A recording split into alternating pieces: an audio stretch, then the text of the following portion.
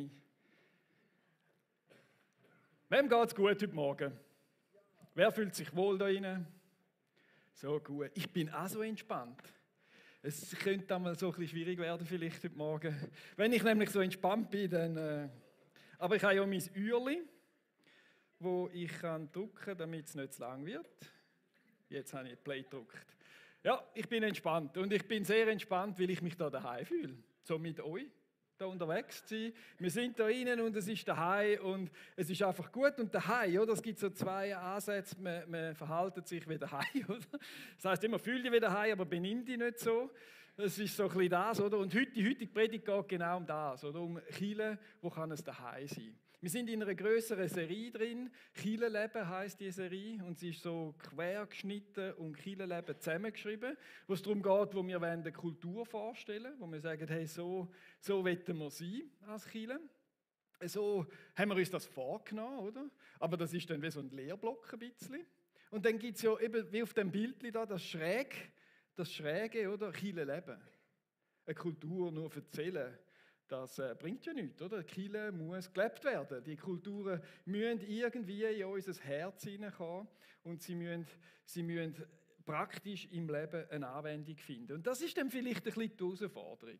Oder bei der Kultur, wo man so ein bisschen einen Lehrteil, oder, da hört man so und denkt, ja genau, ja das ist richtig, das geht gut. Oder wenn es dann der andere drin geht, oder so, ja Kirche leben, lebst du das, oder? Dann denkst du, da wird es mir warm ums Herz, da könnt ihr vielleicht noch ein Schrittchen machen in die richtige Richtung. Und das ist so die Herausforderung, die wir haben in dieser Predigtserie Kirchenleben, wo wir ein und andere zeigen wollen. Oder ein bisschen Profil zeigen von der GVC, was für Kulturen haben wir, wie.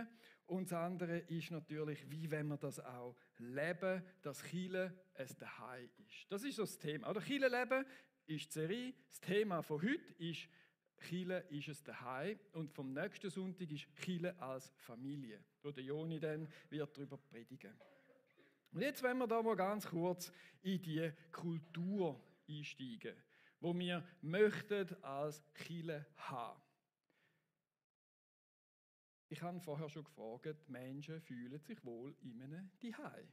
Und darum würde jeder wahrscheinlich, der das hört, sagen, es ist ja so klar. Eine Kirche soll es daheim sein. Das ist ja logisch, die Kultur gehört daher. Und dann kann man die verschiedenen Bibelstellen aus all das, was der Paulus geschrieben hat oder auch der Petrus über Kirche, dann merkt man, ja, wenn man das alles zusammenzieht und irgendwie ein Kompromiss, eine Zusammenfassung machen will, dann kommt man zu dem Punkt, dass man sagt, ja, Kirche, das ist ein Daheim. Und das ist ganz am Anfang von der GVC Zürich Oberland in der Buchhaltung, glaube ich, noch auf so einem Ding oben gestanden, Welcome Home oder Willkommen daheim. Und das ist ein Slogan, wo wir alle sagen, yeah, das würden wir wählen, das ist das, oder? Warum ist das so? Wir sind ja nicht miteinander verwandt, oder? Also so ist eine grosse Familie da, oder? Und das ist ja so, weil wir durch den Glauben ein unsichtbares Band haben, das einander verbindet. Durch das, dass wir alle ein Stück weit irgendwo unterwegs sind mit dem Jesus. Die einen sind so, ja, gibt es den wirklich? Heute bin ich mal ein bisschen kritisch, oder? Die anderen sind, yeah, Jesus, wenn du mich befreit hast, dann wow, oder? Das so ein bisschen, und irgendwie zwischen all diesen Stufen sind wir da miteinander unterwegs und sind eben durch das, dass wir miteinander verbunden sind oder durch das, dass wir an Jesus glauben, miteinander verbunden. Es ist ein Band eben von der Achtung, vom sich kümmern und vom sich wohlgesonnen sein. Oder die da gerade in dieser Position sind und dann da hinten jemanden sehen, die in dieser Position sind, oder? Wo so, ja, das ist ein Wohlwollen da. Das ist ein Miteinander da. Das ist, hey, ich helfe dir, dass du auch kommst. Also, ihr wisst, was ich meine, oder? Es ist ein Wohlwollen und sich ein Wohlgesonnensein, oder? Und das ist ein Stück weit das Zusammenleben in einem Zuhause. Es ist ein Zusammenleben in einer Familie. Und da habe ich natürlich einen wunderbaren Vers, also einer von diesen vielen, der das unterstreicht, gefunden im Hebräer 10, Vers 24. Dort steht, lasst uns aufeinander achten. Wir wollen uns zu gegenseitiger Liebe ermutigen und einander anspornen, Gutes zu tun. Gutes natürlich nach außen, klar, aber auch Gutes gegenüber die erste Reihe gegen die zweite gegen die dritte, links, rechts. Einfach gut zueinander sein, oder? Und da steht, ich finde es spannend, das ist Hoffnung für alle Übersetzung, oder? Lasst uns aufeinander achten, wir wollen. Jetzt, Genfer Übersetzung, wo ja viele auch Fans sind, ich auch, die tut es ein bisschen schärfer formulieren. Die geht sogar so weit, dass sie sagt, weil wir füreinander verantwortlich sind. Das ist dann schon einmal ein bisschen eine schärfere Formulierung, oder? Weil wir füreinander als daheim, als Familie verantwortlich sind, wenn wir uns anspornen, Gutes zu tun, einander und gegen raus. Und das ist schön. Darum sind wir ja alle da, ein Stück weit, weil man sich wohlfühlt in so einer Atmosphäre. Man fühlt sich wohl in so einer Atmosphäre, wo man kann sagen, hey, ich werde gehört, ich werde gesehen, ich bin angenommen. Und so einen Ort wollen wir schaffen als Kirche, als GVC. Wir wollen so einen Ort schaffen, wo Menschen Annahme finden, wo Menschen Liebe finden, wo sie geachtet werden. Ich habe das mal so formuliert. Wir als GVC haben die Kultur, einander willkommen zu heißen, ohne etwas zu verlangen. Wir als GVC, wir wollen aufeinander achten. Wir haben ja auch die Verantwortung, haben wir jetzt gesehen aus dem Text, ohne zu kontrollieren. Wir wollen lieben, ohne zu klammern. Wir wollen trösten, ohne Ratschläge. Wir wollen einladen, einen nächsten Schritt zu tun, ohne zu drängen. Und das ist eine Gratwanderung als Kirche. Das ist eine Gratwanderung, wenn du verantwortlich bist, im Stück, wie es in der Genfer Übersetzung haben. Wir haben füreinander auch eine Verantwortung. Dass wir lieben, dass wir, oder? Wir könnten, als Pastor weisst dann schnell mal, ja, das ist sein Problem, eigentlich könnten schon lange, und dann wird es gehen, oder? Aber dann die Geduld aufzubringen und zu warten und zu beten und zu ringen, weil ja Jesus der Anfang und der Ende ist und der das Wollen und das Vollbringen schafft. Dafür zu beten, einzustehen im Gebet, ist vielleicht schon die erste gute Tat, die ich als Pastor für jemanden machen kann, wo ich ja das Problem schon lange kenne und die Lösung, oder? Und darum ist es eine Gratwanderung, oder? Wir als Pastoren oder vielleicht als Small Group Leiter oder als Teamleiter in der Küche oder wo auch immer, bist du vielleicht so ein bisschen denkst, ja Mann, ich wüsste schon lange, was der machen müsste, oder? Wenn der nur will sich verändern, oder? Genau. Und wenn dann Menschen so einen Ort entdecken, wo es eben so ist, wie ich es vorher beschrieben habe, mit dem Trost, ohne Ratschläge, Liebe, ohne Klammern und so weiter. Wenn sie so einen Ort entdecken, dort verweilen die Leute gern. Dort fühlst du dich ja daheim. Und ich weiss nicht, wer mich schon mal eingeladen hat. Ich schaffe es dann schnell, wenn ich mich wohlfühle, allein an den Kühlschrank zu laufen, auch wenn ich das erste Mal bei dir bin, oder? Aber das ist einfach ein Zeichen, du hast mir ein Daheim gegeben und das ist offen und ich fühle mich wohl und dann, Miriam tut sich dann immer fremdschämen manchmal, oder?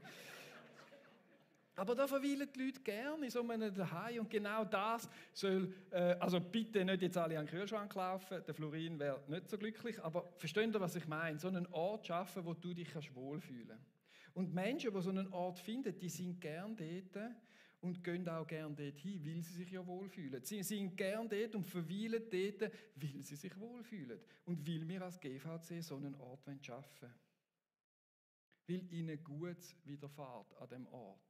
Weil Menschen da reinkommen und ihnen Gutes widerfährt an so einem Ort, wie der GVC Zürich-Oberland.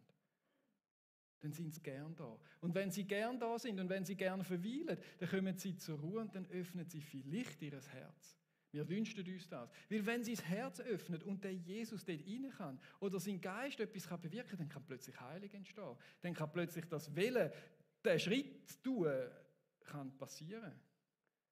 Ohne Drängen, ohne Klammern, ohne irgendwelche Ratschläge, sondern mit Jesus zusammen.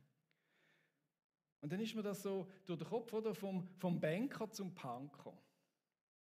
Darf jeder da rein sein und kann sich wohlfühlen.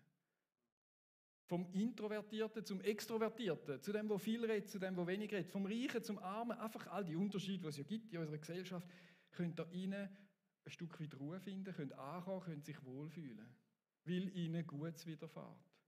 Und vielleicht lädt der knallharte Banker seine Masken ein bisschen, wenigstens, oder? Ein bisschen runter. Ein Banker lacht mich jetzt gerade an. Gut, wir haben auch die Rebellen unter uns, oder? Auch die können ihr Rebellensein ablegen. Und so, ich habe jetzt nicht den Banker so gemeint. Also, wenn du predigst und dann denkst, ja, da triffst du jetzt gerade über. Aber es ist so, oder? Dass wir dort in dieser Church die Leute aus unterschiedlichsten Gusto Heimat finden, die Masken loslassen und ihr Herz zeigen. Und miteinander dort reinkommen. Und so funktioniert Heimat. Da kommst du heim und fühlst dich wohl, von der Schule, vom Arbeiten, vom Babysitten, von was auch immer. Du kommst dort heim und hast einen Ort, wo du dich wohlfühlst. Und so funktioniert sie. Und so wollen wir als GVC eine Heimat sein. Und das ist das, was die Bibel über Gemeinschaft und all das sagt, oder? Und wir stimmen dem ja alle zu. Oder ich könnte jetzt sagen, wer stimmt dem zu und alle würden die Hände aufheben? Hoffe ich. Natürlich, muss man ja, wenn es der Pastor sagt, oder? Genau. Und alle haben das Verständnis.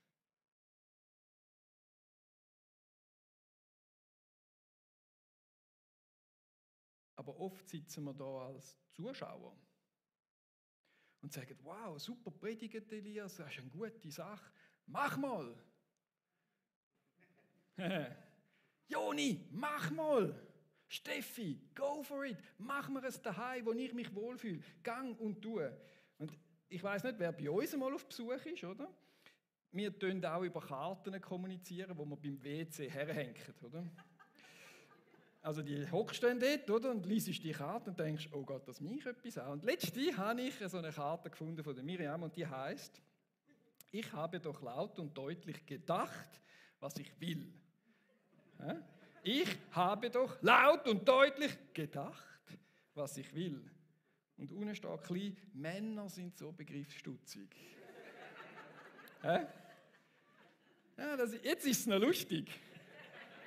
Aber ich glaube, es sitzen eine Menge Leute in den Kirchen rein, die laut und deutlich denken, was sie von der Kirche wettet, dass es für mich eine Heimat wäre und denken, der Pastor ist ja so begriffsstutzig. Verstehst du, wenn du in der Heimat nicht mitmachst, das ist der Punkt eigentlich. Um sie zu gestalten, dass es für dich eine Heimat werden kann, dann wird es für dich keine Heimat. Du kannst nur so laut denken, was du willst. Und ich habe mir überlegt, die Leute, die am 1. Mai demonstrieren, die demonstrieren, weil sie etwas anderes wollen, als sie jetzt haben, wie die Heimat in der Schweiz irgendwie nicht stimmt und gehen demonstrieren. Aber vielleicht kann der Staat gar nicht das bieten oder herstellen oder konstruieren, was sie wollen. Weil sie nicht mitmachen.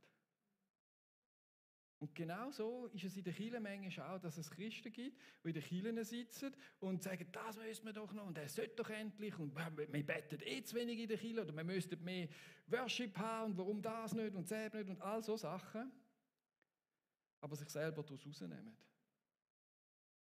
Und das ist schade, weil es daheim braucht ja jeder, der dazugehört. Jeder, der sagt, hey, Visionskurs oder Visionsabend, so etwas gemacht hat und dann sagt, hey, ich gehöre zu dieser Kirche, wo kann ich mich einbringen? Weil es ist ja so, die schwer von Begriff Pastoren, die nicht lesen können, was du denkst, die brauchen dich, um für dich da eine Heimat zu machen. Dass du dich einbringst und nicht eine Sofa-Idee bringst, oder? So im Sinn von, du, die anderen könnten ja dort und dort das und das machen, sondern dich drin hineingibst. Wir sollen, dürfen, sind eingeladen dazu, Kirche zu leben. Nicht nur Kirche leben im Wissen wie, sondern Kirche zu leben. Das ist eben der andere Teil, der Schrägstrich unten dran. Du und ich dürfen Kirche leben. Es braucht dich, damit wir Kirche eine Heimat sind. Ich habe ein ganz einfaches Beispiel. Jemand hat gesagt, dass es bei mir eine Heimat wird, oder? Da muss mehr gebetet werden in dieser Kirche. Oder? Für die Kirche an sich, für die Leute untereinander, für den Gottesdienst, für das und das und das. Hat der Herr ein Gespräch gesucht mit uns und hat eine Gebetsgruppe gegründet. So hat der Herr sich eingebracht. und mit uns das diskutiert und gemacht und genau das habe ich so ein cooles Beispiel gefunden. Er bringt sich ein, lebt Kirche und kreiert etwas, was er gerne machen will und bringt sich so ein. Und genau so gehört jeder da dazu. Und ich möchte euch das ein Stück weit veranschaulichen, dass du dazugehörst zu dieser Kirche, zu dem Daheim, zu dem sich drin hineinbringen an der Geschichte von Israel. Ich weiß jetzt nicht, wie gut du dich auskennst in der Geschichte von Israel. Bei mir ist es manchmal schon, dass ich die Israel-Geschichte besser kenne als die Schweizer Geschichte. Oder? Wenn es dann fragen, die Schlacht vom Urgarten. Aber bei Israel weiß ich genau, wie, was, wo. Oder? Das ist so ein bisschen, ich glaube, das Elend vom Pastor, dass er die Israeliten besser kennt. Aber wie auch immer du dazu stehst. Und es hat irgendwann eine Geschichte gegeben von Israel, wo die in der Gefangenschaft sind als Sklaven. Das hat es einmal gegeben. Und es hat einen Mose gegeben, der hat die aus dieser Sklaverei rausgeführt.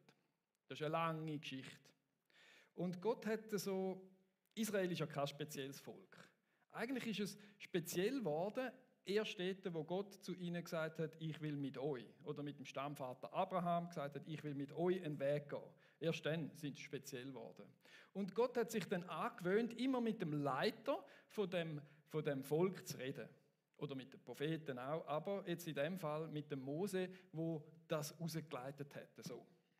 Und er sagt zu dem Volk, nicht zum Volk, zum Mose, ich will sie aus diesem Land herausführen, das ist Ägypten und Sklaverei, und in ein gutes, großes Land bringen, in dem es selbst Milch und Honig im Überfluss gibt. Also der Gott hat einen Leiter genommen vom Volk Israel und hat gesagt, hey, und jetzt sind zwar alle, die Israeliten sind noch versklavt in einem Land hinein, wo sie eigentlich gar nicht hingehören, und ich werde ihnen ein Land schenken. Eine Sensation, weil jetzt ist etwas ganz Gewaltiges passiert. Aus jedem Sklav in Israel, in Ägypten, wo das gar noch nicht gecheckt haben, ist plötzlich von einem Sklaven Landbesitzer geworden. Sie sind zugehörig gewesen, automatisch, weil Gott am Leiter gesagt hat, und jetzt ist die Zeit, jetzt gehen wir aus den Ägypten, wo ihr versklavt sind, in euer Land daheim. Natürlich hat es das schon vorher gegeben, die Versprechen, aber jetzt hat es wie so ganz krass Geld. Jetzt ist die Zeit, jetzt führe ich euch da raus und in ein neues Land, in eine neue Heimat. Und genau gleich, wie da Landbesitzer plötzlich entstanden sind und sie nachher das Land haben müssen einnehmen. Natürlich ist es ein Land gewesen, fast schon schön wie die Schweiz, oder, wo Milch und Honig fließt und alles super ist, aber das Land bebauen haben sie selber müssen. Ernten haben die selber müssen. Säen auch. Und sie haben sogar müssen in Besitz nehmen. Jeder Stamm hat sein Land müssen in Besitz nehmen, Häusli bauen, Acker anpflanzen und. Es ist nicht einfach so, ihr werdet dort hingeworfen, alles. Es ist nicht Schlaraffenland. Sondern ein Stück weit etwas haben die Leute müssen sich einbringen und reingehen. Sie sind eingeladen gewesen, das Land zu bebauen, das Land einzunehmen. Und genau so ist es bei uns. Durch das, dass wir an Jesus Christus tief in unserem Herzen glauben und mit dem Mund bekennen, zum Beispiel im Singen für Gott oder im Betten, dass er Gott ist und der Größte ist, dann gehören wir zu seinem Volk. Und er hat eine Heimat für uns. Natürlich eine himmlische Heimat eines Tages und so weiter, aber er hat auch eine Heimat da im jetzigen Leben, das ist Kirche, wo du und ich dürfen dazugehören. Quasi ein Land, wo wir dürfen bebauen, wo wir dürfen gestalten, wo wir dürfen das Daheim bieten und bilden. Und das ist so etwas Schönes, dass wir da dazugehören. Und da können wir sagen als GVC, genau das wollen wir machen, genau das wollen wir sein. Das ist ja unsere Kultur und so wollen wir das leben. Wir wollen ein Daheim leben. Und auch als Kind habe ich mir immer so ein Daheim gewünscht. So, wo man durch dick und dünn geht, wo man zusammengehört, wo man einen Familienrat hat und alle und redet und Zeug und Sachen, oder? Das Problem ist, meine Eltern sind schon so viel älter gewesen, meine Brüder sind schon so viel älter gewesen, dass das nie zustande kam. Und dann ist der Papi früh gestorben und dann hat es das wie nie gegeben. Meine Familie war nie so ein Daheim gewesen, wie ich mir eigentlich gewünscht habe. Und vielleicht ist deine Familie auch so. Vielleicht hast du gar kein Daheim. Aber jetzt, wo ich durch den Glauben zu der Kirche dazugehöre, kann ich da ein Daheim bilden. Vielleicht bin ich darum auch Pastor geworden, weil ich da noch ein bisschen mehr mitprägen, noch ein bisschen mehr mitmachen. Darum habe ich vielleicht auch im Nachhinein studiert, die Kirche in Bassersdorf gegründet, weil das einfach, da kannst du etwas prägen, da kannst du eine Heimat prägen, wo Menschen sich wohlfühlen und sich drin hineingeben. Und das ist ganz wichtig, auch wenn du auf dieser Erde kein Daheim hast, keine Familie. Wir als GVC wollen ein Stück weit deine Familie, dein Daheim sein. Wir wissen, dass wir noch lange nicht so perfekt sind. Wir sind auf dem Weg dorthin, das muss man auch sagen. Aber wir haben das tief in unserem Herzen, in unserer Kultur. Es ist ein Wunsch von uns. Und jetzt, wenn wir da hingehen, sagen wir, ja, was brauchst du denn für dein Daheim? Und das Einfache ist, ja, ich hätte gerne einen Fernseher, eine Stube, also ein Sofa müsste ich dort daheim in einer Stube rein, oder? Ich müsste vielleicht ein Aquarium haben oder vielleicht noch ein Schmine, dann wäre es ein schönes daheim, oder? Und das haben wir an der Kirche genau das Gleiche, oder? Wir haben Musikinstrumente, wir haben Bühne, wir haben Räume und so Sachen, oder? Das ist auch der Punkt. Aber wenn wir ein Stück weit tiefer gehen, in einem Daheim, als nur, was macht es gemütlich. Wir könnten eigentlich Stühle mit Polster zutun, habe ich auch schon überlegt. Oder? Das würde es mir jetzt noch ein bisschen Konfi machen. Ich hätte gerne so einen Ohrenstuhl da, so mit Leder. Okay. Aber das ist nur, also da kratzen wir da oben ein bisschen am Belag. Aber eigentlich macht das die Hai aus, dort, wo Nähe zugelassen wird. Dort, wo dann eben die Masken fallen. Dort, wo eine Ehrlichkeit und eine Transparenz drin hineinkommt. Dort, wo Emotionen und Wertschätzung reinkommen. Das macht doch ein Daheim aus. Das ist eigentlich der Grund, den ich mir gewünscht habe bei meinem Daheim. Wo ich da in der GVC mitbauen will.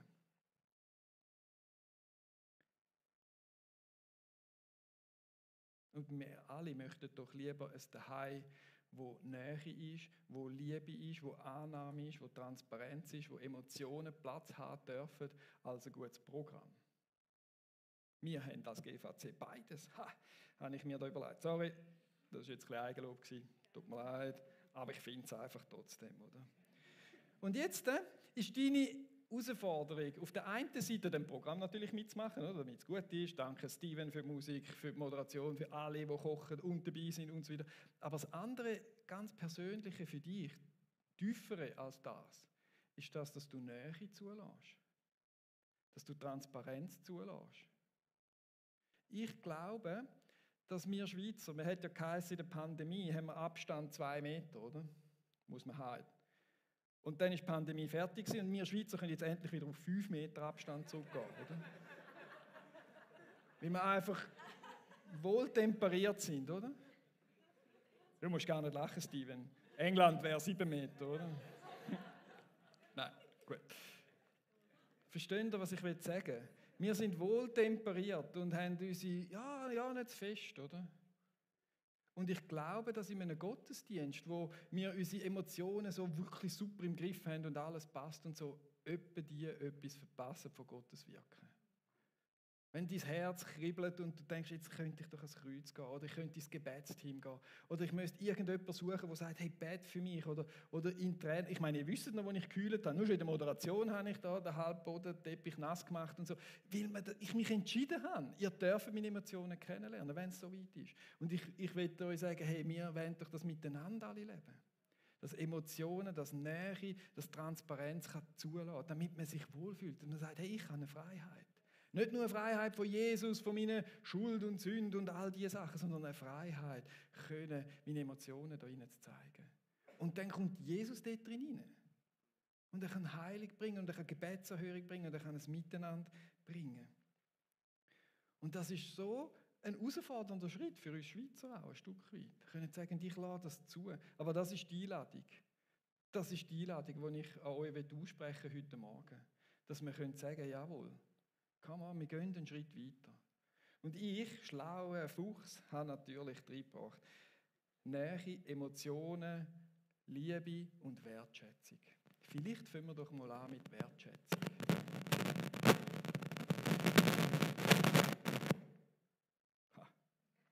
Gutes Mikrofon. Wir fangen an mit Wertschätzung. Wenn das die Nähe und die Transparenz und die Ehrlichkeit noch ein bisschen weit ist, oder? Weil man sich ja noch gewöhnt ist, schön in seinem Gärtchen, kann man sagen, hey, und ich bringe Wertschätzung in das Daheim. Oder das, mit dem fange ich mal an. Das sein Herz öffnen und sagen, hey, jetzt gebe ich dem mal ein Kompliment für seine Frisur, Kleider, Bart, für das Verhalten, was auch immer und so weiter und so fort. Und so fangen wir an, miteinander das Church daheim zu bilden.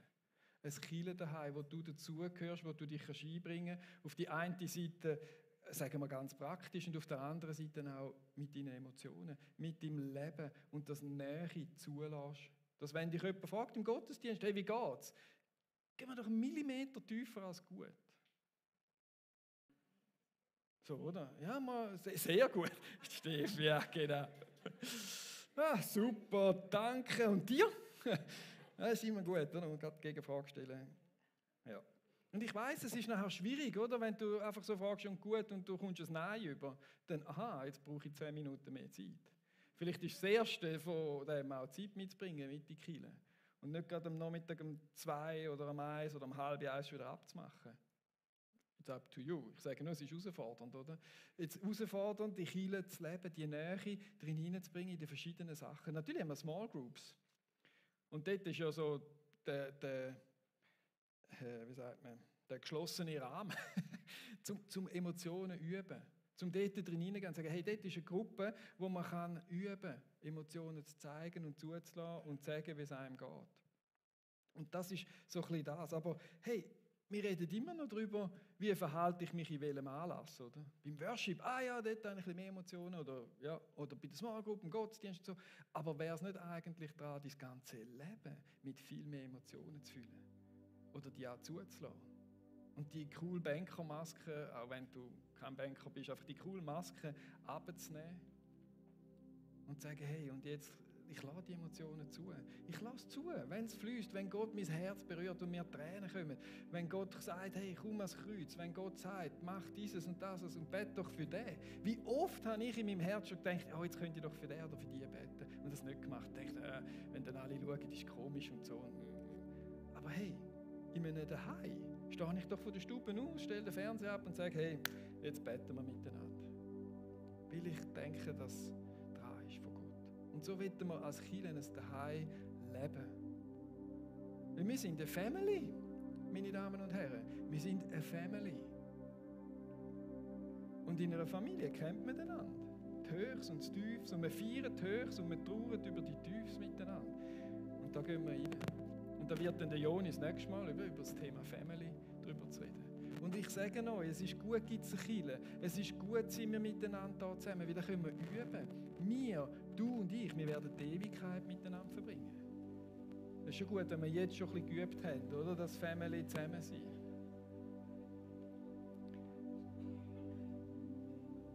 Ich will noch beten zum Schluss. Wir dürfen gerne aufstehen, genau. Jesus, hey, wir sind deine Family. Wir sind da daheim, in deinem Haus, wo du auch daheim bist. Ich meine, du hast nicht einen Tempel ausgesucht, um daheim zu sein. Nein, du hast gesagt, ich bin dort, wo 2 oder 3 von meiner Familie zusammen sind und das daheim feiern. Und das machen wir jetzt. Und ich danke dir, Jesus Christus, dass du da kommst mit dem Heiligen Geist, du mitten unter uns bist. Und ich danke dir, dass du Emotionen schenkst. Ich danke dir, dass du unsere Schalen kannst knacken und tiefer rein ins Herz hinein. Und ich will dir sagen, ich bin da mit offenem Herz und du siehst, wer da innen sich auch entscheidet, ja, ich will mit offenem Herz da sein und du, Heiliger Geist, sollst reinkommen, sollst in meine Emotionen reinkommen, in meine Freude, in mein Leid hinein. Danke dir, Jesus, ist das möglich da in dieser Kirche hinein? Ich danke dir, können wir ein Daheim sein für die Menschen. Und ich danke dir, Herr, dass du dich entschlossen hast, in das Daheim mit reinzukommen. Du hockst mit uns in dieser Stube hinein. Und das ist so schön. Und dafür danke ich dir. Und du berührst jeden Einzelnen dort, wo er es braucht. Ich danke dir für dein Wirken, Jesus Christus. Amen.